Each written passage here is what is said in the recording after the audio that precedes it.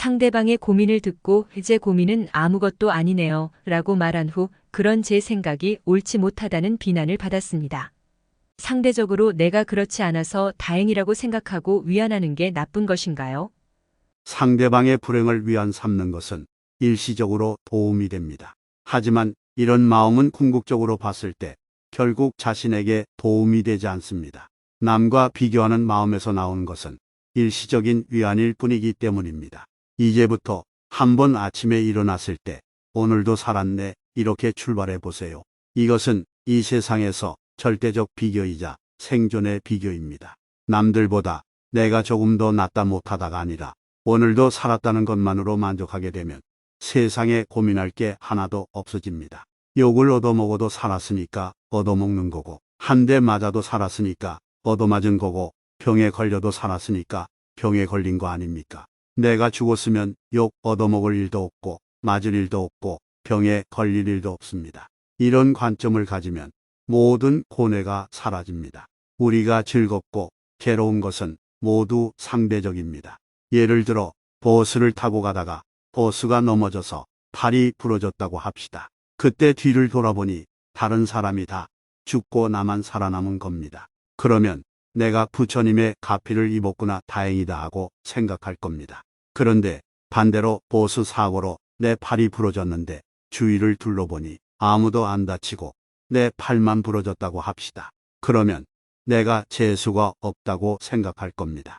그러므로 내가 재수가 있고 재수가 없는 것은 객관적인 게 아닙니다. 단지 주변과 비교해서 일어나는 일일 뿐입니다. 이렇게 재수 좋고 재수가 나쁜 것은 객관적으로 믿을 만한 것이 못 됩니다. 똑같이 팔이 부러진 것인데 무엇과 비교하느냐에 따라 어떤 때는 부처님의 가피를 입었다 다행이라고 생각하고 어떤 때는 재수 없다 나만 벌 받았다고 생각합니다. 여기서 객관적인 것은 팔이 부러졌다는 사실뿐입니다. 이게 중생들의 보통 생각입니다. 그러므로 상대방의 고민을 듣고 위안 삼는 방법은 바람직한 것은 아니기 때문에 그 사람이 문제 제기를 한 것입니다. 나와 비교하는 마음을 가지면 상대가 자신에게 좋은 일이 생긴 이야기를 했을 때 나와 비교하면 질투가 납니다. 반대로 상대가 안 좋은 이야기를 하면 내가 더 나은 것 같아서 기분이 좋고 위안이 됩니다.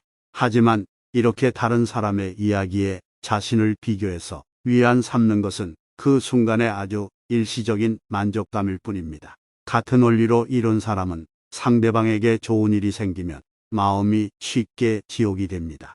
친구가 강남에 아파트를 샀다고 하면 불행해지고 친구가 사업이 망했다고 하면 행복해진다면 얼마나 속 좁고 일희일비하는 마음입니까?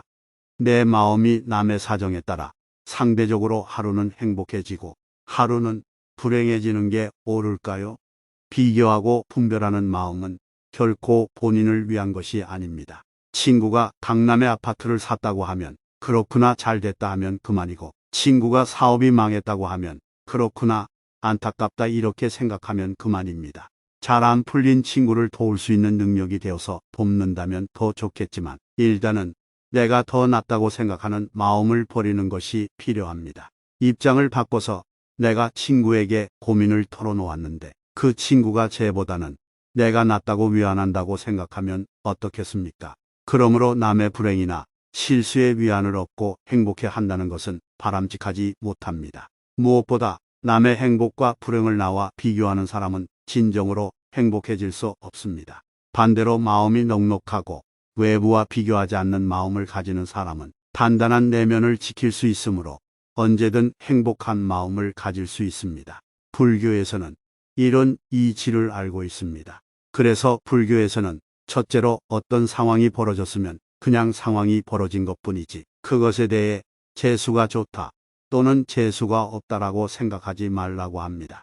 좋다, 나쁘다 또는 옳다 그르다라고 판단하고 분별해서는 안 됩니다. 다시 말해 팔이 부러졌으면 팔이 부러진 것뿐이지 그것과 관련해 내가 부처님을 믿지 않아서 벌 받았다는 생각을 덧붙이는 것은 하지 말아야 합니다. 그것은 내 의견과 생각일 뿐이기 때문입니다. 모든 것은 상대적으로 일어난 생각일 뿐입니다. 내 팔이 부러졌으면 그냥 병원에 팔을 고치러 가면 됩니다. 항상 마음이 여유해서 좋은 것도 나쁜 것도 없어야 합니다. 만일 넘어져서 다리가 부러졌으면 그냥 일어나서 병원에 가서 치료를 받으면 됩니다. 이것에 대해 재수가 좋으니 나쁘니 하지 마십시오.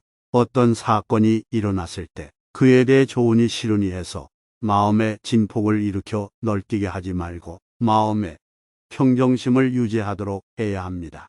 마음의 평정심을 유지하지 못할 상황이라면 차선책으로 재수 없다고 말하는 것보다는 재수 있다고 말하는 게 낫습니다. 어차피 마음을 일으킬 거라면 그래도 긍정적으로 일으키는 게 낫습니다.